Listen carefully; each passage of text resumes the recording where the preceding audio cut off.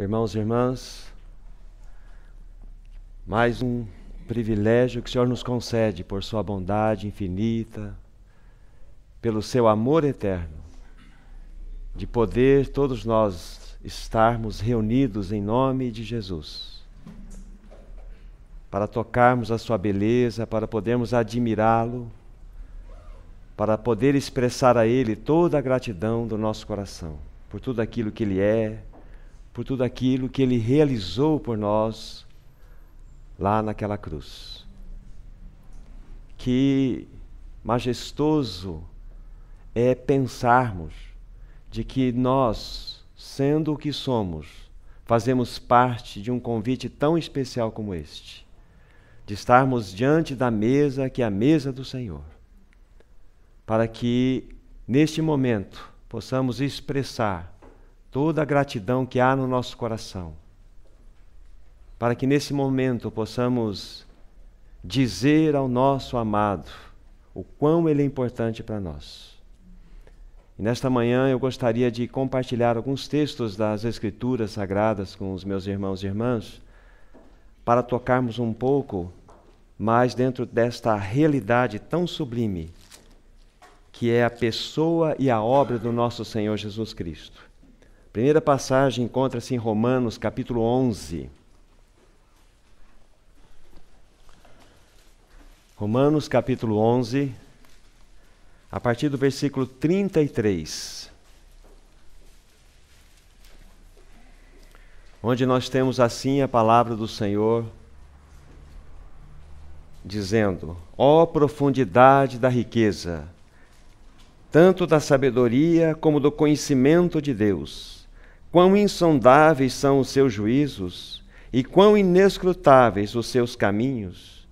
Quem, pois, conheceu a mente do Senhor? Ou quem foi o seu conselheiro?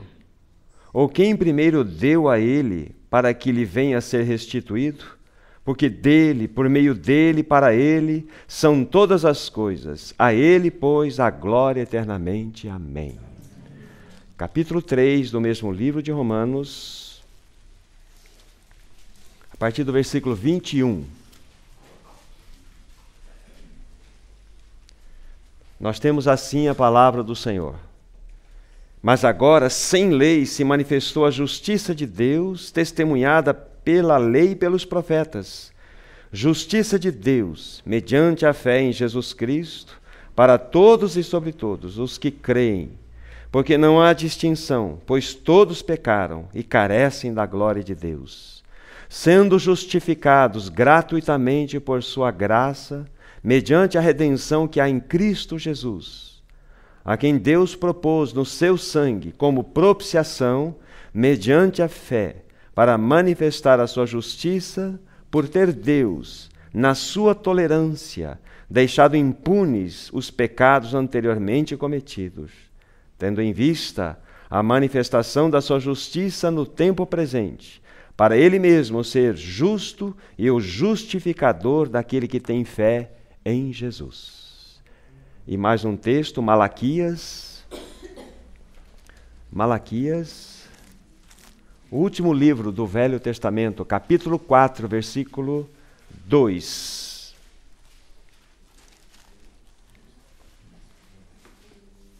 Repetindo, Malaquias, capítulo 4, versículo 2.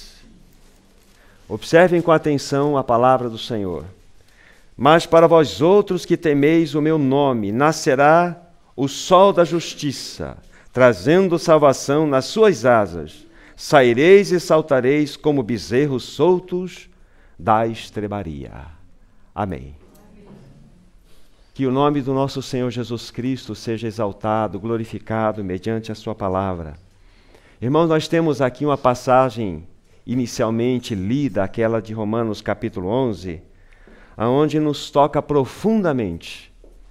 Se nós observarmos aqui todo o contexto mediante a qual o apóstolo Paulo, numa explosão de admiração naquele momento, ele punha tudo aquilo que ele estava considerando do ponto de vista do ensino e doutrina, e como que se ele lançasse aos pés do Senhor, e num gesto de adoração, então ele clamasse assim: ó profundidade da sabedoria, né? Tanto da riqueza como do conhecimento de Deus. Quão insondáveis são os seus juízos e quão inescrutáveis os seus caminhos. Quem, pois, conheceu a mente do Senhor? Ou quem foi o seu conselheiro? Ou quem primeiro deu a ele para que lhe venha a ser restituído? Porque dele, por meio dele, para ele são todas as coisas. A ele, pois, a glória eternamente. Amém. O apóstolo Paulo, num gesto de adoração, ele para tudo aquilo que ele está considerando e se lança aos pés do Senhor. Mas dentre tantas verdades que o apóstolo Paulo ele tem considerado nessa carta, há uma delas que eu gostaria de destacar nesta manhã, que trata-se a respeito da justiça de Deus. A justiça de Deus, ela tem duas colunas inamovíveis, na qual ela permeia eternamente. A primeira coluna que sustenta a justiça de Deus é a sua própria santidade. E a segunda coluna é a sua própria glória.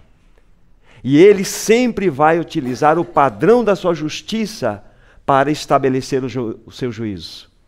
Mas agora, irmãos e irmãs, diante de um quadro no qual nós nos encontramos, quando Deus olha para toda essa humanidade, ele a vê completamente perdida, completamente desamparada, não só entregue ao pecado, mas vivendo de forma que expressa o seu amor para o pecado. Uma humanidade que está constituída como inimiga de Deus. Como que ela mesma, em si, através dos seus gestos de esforços, poderia alcançar a justiça tão elevada como a justiça de Deus? Não haveria esperança para nós, irmãos e irmãs. O nosso destino fatalmente seria o inferno. Mas Deus, na sua infinita graça, Ele proporcionou-nos um caminho mediante o qual nós podemos experimentar da sua justiça. Então, Paulo, num gesto de profunda adoração, como aqui estamos afirmando, ele parou tudo para expressar toda a sua gratidão, todo o seu reconhecimento a esse Deus tão soberano que revelou sua plena justiça. Sendo esta sempre alicerçadas naquelas duas colunas, né? Santidade e glória.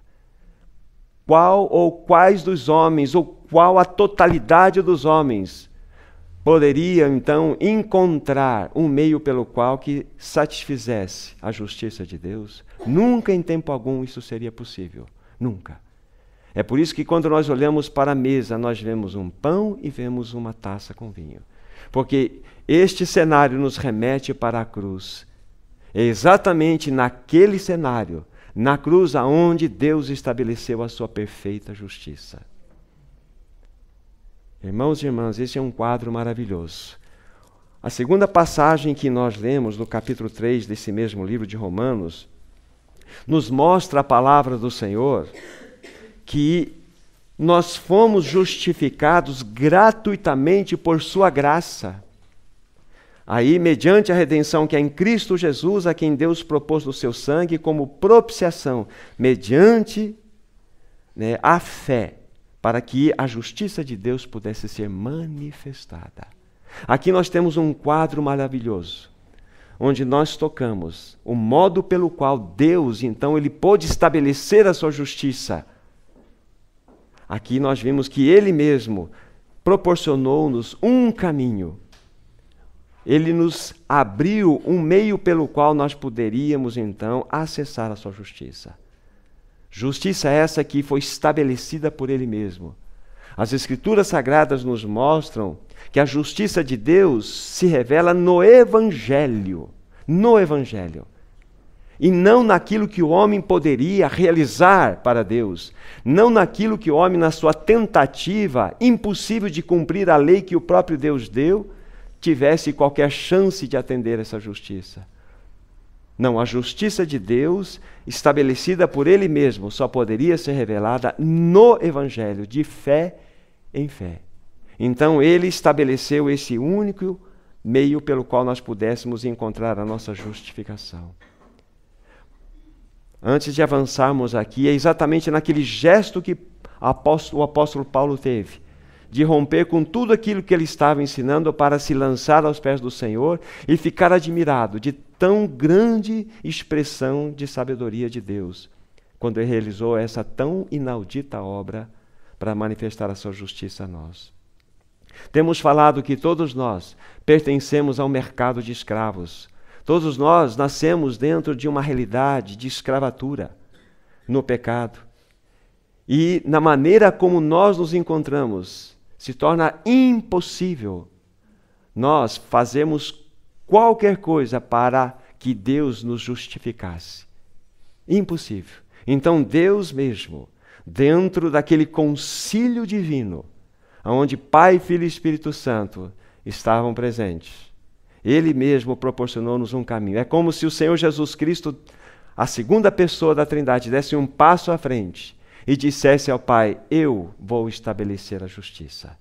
Eu vou nascer no meio dessa raça caída, excetuando qualquer aspecto de contaminação do pecado dela para comigo. E vou então proporcionar, realizar uma obra tal que um caminho será estabelecido, pelo qual a tua justiça, meu Pai, poderá ser, de fato, vindicada. Então o Senhor Jesus Cristo, sabemos, ele nasce no meio da humanidade, excetuando o pecado. Ele habita entre os homens, sofre todos os tipos de tentação que os homens sofreram e podem sofrer. Mas ele nunca teve nele qualquer inclinação para a cobiça ou pecado, porque ele era perfeitamente santo. E ele realizou então toda a obra, ele cumpriu toda a lei de Deus de maneira perfeita. Nenhum i, nenhum j da lei caiu. E ele tudo cumpriu. E é interessante então que ele, dentro desta obra, marchou para a cruz. E ali, como diz a Bíblia, nos mostra aqui, a quem Deus propôs no seu sangue como propiciação mediante a fé no seu sangue. O que significa isto, irmãos e irmãs? Algo tremendamente importante para nós. A palavra propiciatório tem no seu sentido original uma expressão muito linda que deve ficar gravada no nosso coração. Significa assento de misericórdia. É assento de misericórdia, exatamente este é o sentido dessa palavra. O que significa? Era o lugar do encontro onde o justo Deus poderia vir a nós sem nos julgar. E mais do que isso, não somente não nos julgar, estabelecer uma justiça a nosso favor. Isso é maravilhoso. Outra coisa, a palavra propiciatório é o lugar onde os nossos pecados são perfeitamente apagados. E Cristo, ele foi constituído propiciatório para que nós, debaixo dessa cobertura, pudéssemos ser inteiramente justificados. Então, a justiça de Deus é revelada na pessoa de Cristo Jesus. E quando nós cremos na obra em Cristo Jesus, essa justiça ela é colocada sobre nós como um manto. Deus declara-nos, Deus nos faz justos através de Jesus Cristo. Então não tinha como Paulo naquele momento, tal como ele vivenciou, não ter aquela expressão a qual nós todos devemos ter. Ó profundidade da riqueza, tanto do conhecimento como da sabedoria de Deus, Quão insondáveis são os seus juízos, quão inescrutáveis são os seus caminhos. Quem, pois, conheceu a mente do Senhor? Quem foi o seu conselheiro? Ou quem primeiro deu a ele para que lhe venha a ser restituído? Porque dele, por meio dele, para ele são todas as coisas, a ele, pois, a glória eternamente. Este é o gesto do nosso coração. Irmãos e irmãs, nós não tínhamos nenhuma condição de estabelecer uma justiça própria. Pelo contrário, tudo que nós poderíamos ou podemos fazer só serve como condenação para nós. Mas vem o Senhor Jesus Cristo e estabelece a sua justiça. Ele realiza toda a obra e deposita na nossa conta. Ele é o nosso assento de misericórdia. Quando Deus olha para nós, Ele nos olha através desse assento de misericórdia chamado propiciatório, que é a pessoa de Cristo Jesus. E quando nós nos colocamos debaixo desse assento de misericórdia, nós somos inteiramente justificados por uma obra que foi feita a nosso favor. Irmãos e irmãs, isso é muito glorioso. É isso que nos convida a estarmos ante a mesa para expressar a nossa adoração a este Senhor glorioso, que fez uma obra tão sublime, tão admirável, que vale a pena nós, de fato, considerarmos com muito carinho.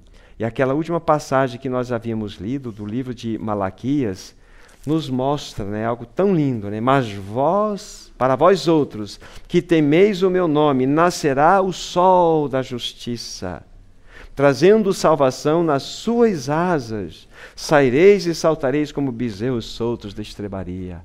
Agora nós temos esperança, nós podemos expressar a nossa gratidão ao nosso Senhor, porque nós temos aquele que é o sol da nossa justiça, Cristo Jesus.